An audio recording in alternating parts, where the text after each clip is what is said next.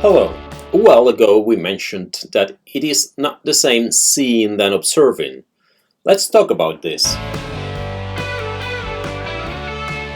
Observing is what we do when we measure in our network of rulers and clocks synchronized in our reference frame. If a firecracker explodes somewhere in spacetime, there will be a mark in our rulers right at that spot, and we will have a clock at that exact position, recording the time when it occurred. And we use those numbers into Lorentz equations to know what some other observer observed for that same event. Seeing is what we do with our eyes. We open our eyes and light gets into them, we close our eyes and we don't let more light into them. That light carries information. That light comes from places and times.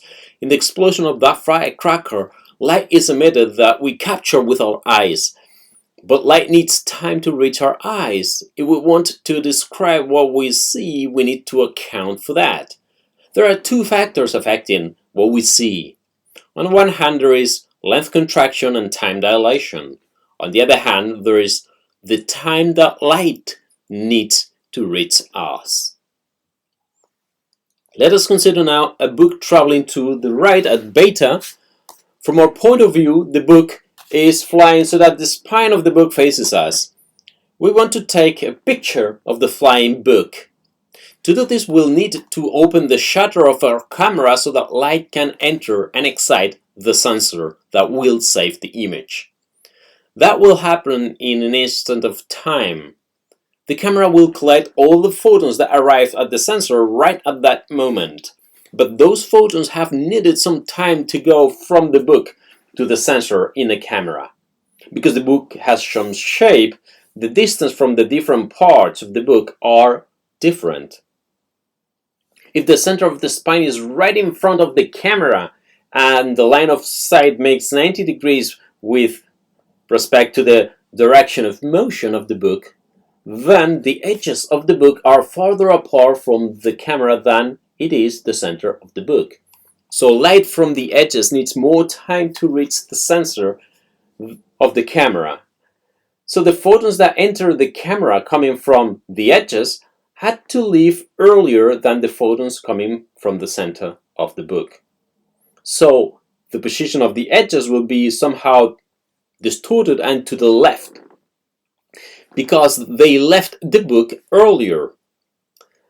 Let us assume that the shutter of the camera opens right when the photons coming from the center of the book arrive at the camera.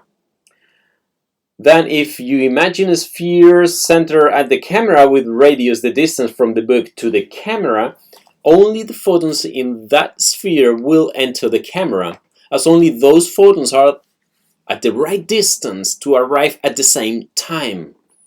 The photon from point A had to leave a bit earlier the book, but that point A is a bit earlier, was a bit more to the left. The photon from point B had to leave a bit earlier the book, but that point B a bit earlier was a bit more to the left. Also, we can use Pythagoras to calculate the position of A and B when the photons we are interested in left the book. Let's call these points A0 and B0. If we look at this right triangle, we have the vertical leg of it and call it A. The horizontal leg of the triangle is half of the contracted length of the object of the book plus Vt, where V is the speed of the book, and T is the extra time that the photon from A needs to reach the camera. The hypotenuse of the right triangle is A plus Ct, as that corresponds to a traveling light. We can write Pythagoras' theorem and solve for the time and then find the position at which point A was when the photon that entered the camera was emitted.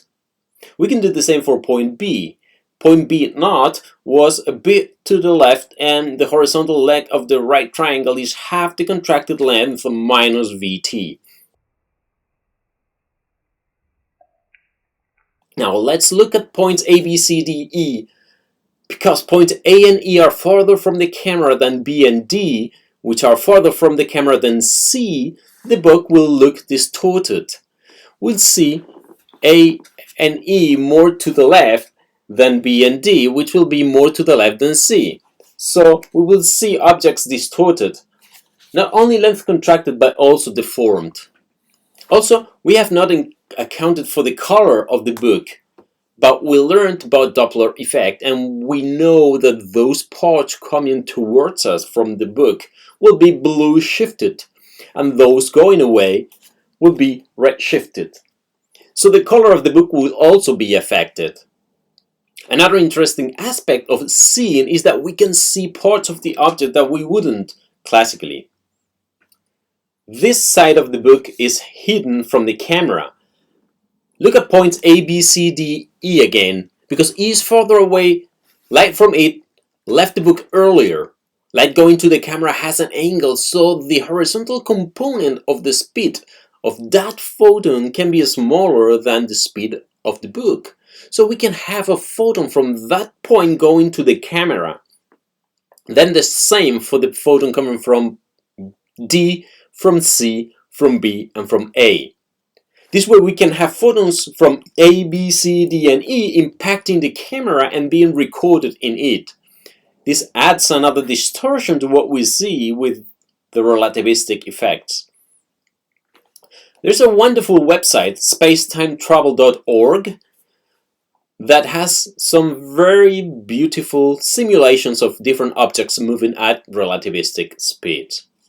The author does not include the Doppler effect, but it is very educational. Check that out, and may the science be with you.